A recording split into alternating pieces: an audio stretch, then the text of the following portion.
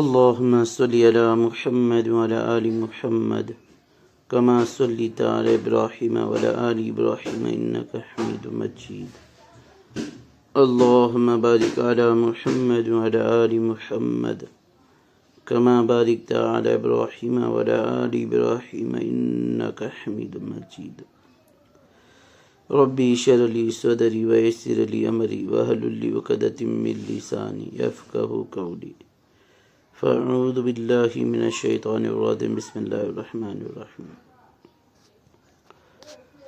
اللہ تبارک تعالیٰ نے پورے دین کو میرے اور آپ کے آقا جناب رسول اللہ صلی اللہ تعالیٰ علیہ وسلم پر مکمل کیا، اور اللہ تبارک تعالیٰ اس دین سے راضی ہو گئے.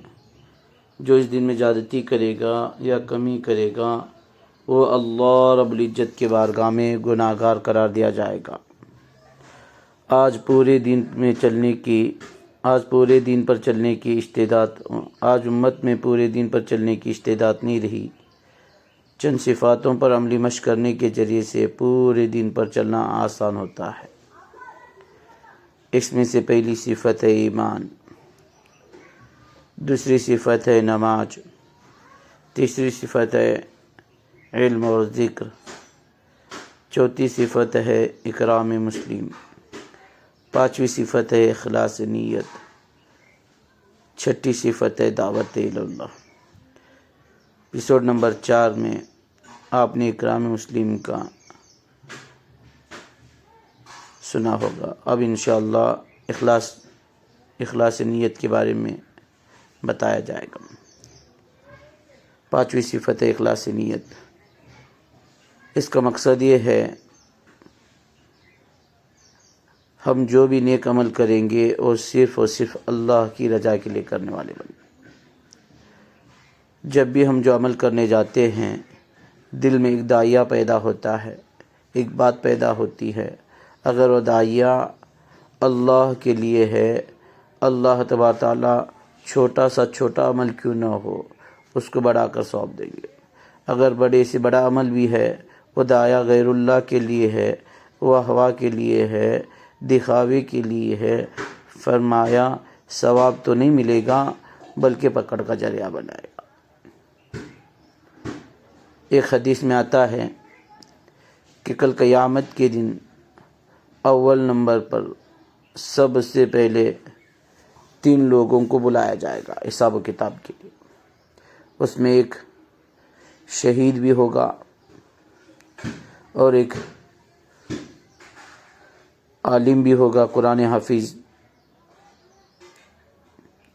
اور فرمایا تیسرا جو ہوگا وہ مالدار ہوگا. سب سے پہلے شہید کو بلایا جائے گا، جو دین کے خاطر شہید ہونے والے کو.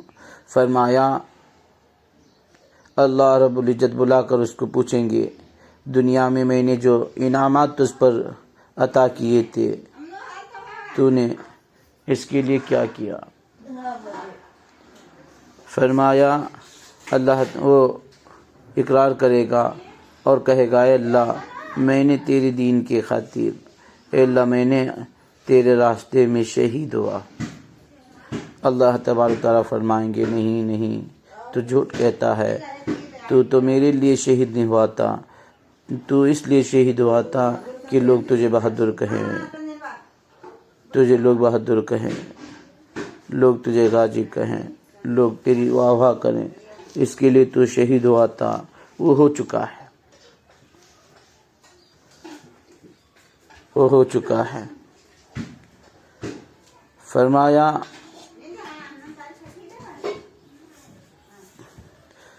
منہ کے بل کھینچ کر اس شہید کو جہنم میں پھینک دیا جائے گا. جی دوستو، شہید کا کتنا بڑا مرتبہ ہے. حدیث میں آتا ہے شہید کا ایک خون کا قطرہ زمین پر گرنے سے پہلے اللہ تبارک تعالیٰ اس کی مغفرت کر دیتے ہیں. باقی جو قطرات ہیں اللہ تبارک تعالیٰ اس سے اس کے درجات بلند ہوتے ہیں.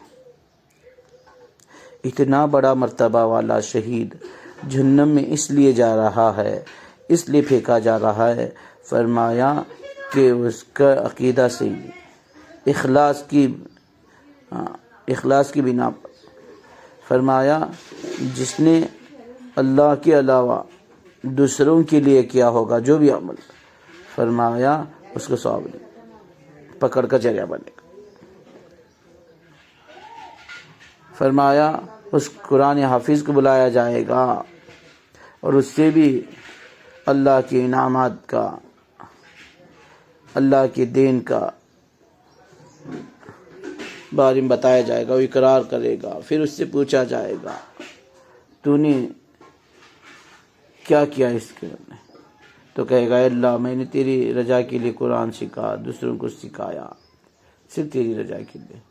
اللہ تبارک تعالیٰ فرمائیں گے نہیں، تو نے تو قرآن اس لیے نہیں سیکھا، تو نے تو اس لیے سیکھا لوگ تجھے حافظ قرآن کہے، تجھے مولانا کہے، تجھے قاری کہے، اس لیے جو تیری سیکھنا اور سکھانے کی غرض تھی وہ پوری ہو چکی، لوگ تجھے قاری، مولانا، حافظ کہے، اور اس کو بھی فرمایا منہ کے بل کھینچ کر جہنم میں پھینکیں گے۔ فرماتے علماء انبیاء کے وارث ہیں، مگر تھوڑی نیت کے بگاڑ کی وجہ سے جہنم میں پھینکا جا رہا۔ تیسرا اس مالدار کو بلایا جائے گا اور اس سے بھی پوچھا جائے گا تو نے دین کی خاطر کیا کیا؟ وہ کہے گا اے اللہ جہاں خیر کا کام ہو اور میں اس پر پیسے نہ لگایا ہوں، اس پر خرچ نہ کیا ہوں، ہر اس کام میں کیا ہوں۔ تو اللہ رب العزت کہے نہیں، تو اس لیے کیا تھا، لوگ تجھے کتنا بڑے دل والا ہے، لوگ تجھے واہ واہ کرے، لوگ تیری تعریف کرے، اس لیے کیا تھا، اس کا بدلہ تجھے مل چکا ہے۔ اب اس مالدار کو بھی، اس سخی کو بھی فرمایا اب منہ کے بل کھینچ کر جہنم میں پھینک دیا جائے۔ عزیز دوستو، اخلاص نیت جو ہے وہ سب سے آخر میں آتی ہے اور سب سے جلدی نکل جاتی ہے۔ اس کے لیے فرمایا اخلاص والے ہدایت کے چراغ ہیں۔ اخلاص کے ساتھ چھوٹا سا چھوٹا عمل کیوں نہ ہو، چھوٹا بھی عمل کیوں نہ ہو وہ اللہ کے لیے، بڑا بھی عمل کیوں نہ ہو اللہ کے لیے، ورنہ کل قیامت کے دن ایک ندا لگانے والا فرشتہ اعلان کیا جائے گا جس کے لیے وہ عمل کیا تھا جا کر آج اس سے اس کا بدلہ لے لو۔ کل قیامت کے دن اللہ رب العزت کے علاوہ کون بدلہ دے سکتا ہے؟ کون دے سکتا ہے؟ جی دوست، اس کے لیے اپنی نیتوں کو درست کرے، صرف اور صرف ہر عمل اللہ کے لیے کرنے والے بنے، اللہ ہی کے لیے کرے۔ جیسے جمعہ میں سب سے آخر جو لوگ آتے ہیں مسجد میں اور سب سے پہلے چلے جاتے ہیں، اسی طرح اخلاص سب سے آخر میں آتا ہے، سب سے پہلے نکل جاتا ہے۔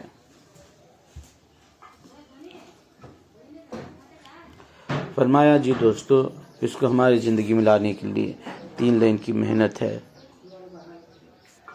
پہلی محنت یہ ہے کہ بھئی اخلاص نیت کی خوب دعوت دیں۔ دوسری محنت یہ ہے کہ بھئی ہم جو بھی عمل کرے اللہ کی رضا کے لیے کرے، اور عمل کے شروعات میں، درمیان میں، آخر میں ہماری نیتوں کو ٹٹولے۔ یہ کہے کہ بھئی اس عمل کو کرنے کی توفیق کس نے دی تھی؟ اپنے دل سے بات کرے، اس عمل کو کرنے کی توفیق کس نے دی تھی؟ اللہ ہی نے دیا ہے۔ فرمایا اس کا بدلہ کون دیں گے؟ اللہ ہی دیں گے۔ پھر دوسروں کے لیے کیوں کرنا ہے؟ عمل کے اول میں، عمل کے درمیان میں، عمل کے آخر میں نیت کو درست بنائے، اللہ کے لیے ہی کرنا ہے۔ فرمایا اخلاص والی نیت کو اللہ سے دعاؤں کے ذریعے سے رو رو کر مانگے۔ بہت بڑی چیز ہے جی دوستو، بہت بڑی چیز ہے اخلاص سے عمل کرنا، ورنہ بڑے سے بڑا بھی عمل مردود قرار دیا جائے گا، بڑے سے بڑا بھی عمل مردود قرار دیا جائے گا۔ اس کے لیے یہ کام اخلاص والوں کا ہے، یہ کام جو ہے اخلاص والوں کا، دعوت و تبلیغ کا کام صرف اور صرف اخلاص والوں کا لیے ہے، اس میں واہ واہ کے لیے، شہرت کے لیے جگہ نہیں ہے، ورنہ منہ کے بل کھینچ کر جہنم میں پھینک دیا جائے گا۔ یہ زندگی بھر اللہ کے راستے میں چلے گا، زندگی بھر قرآن پڑھے گا، زندگی بھر دین کی خاطر مجاہدے کرے گا، مگر نیت کی بگاڑ رہے گی، نیت میں بگاڑ ہوگا تو جہنم میں چلے گا۔ اس کے لیے آپ حضرات سے بھی گزارش کی جاتی ہے اپنی نیتوں کو بھی درست کرے، اپنے دل میں غیر اللہ کی بالکل جگہ نہ ہو، غیر کا۔ تو انشاءاللہ چھٹی صفت جو ہے آخر میں انشاءاللہ دیا جائے گا۔ اللہ تبارک تعالی ہم سب کو کہنے سے زیادہ عمل کرنے کی توفیق نصیب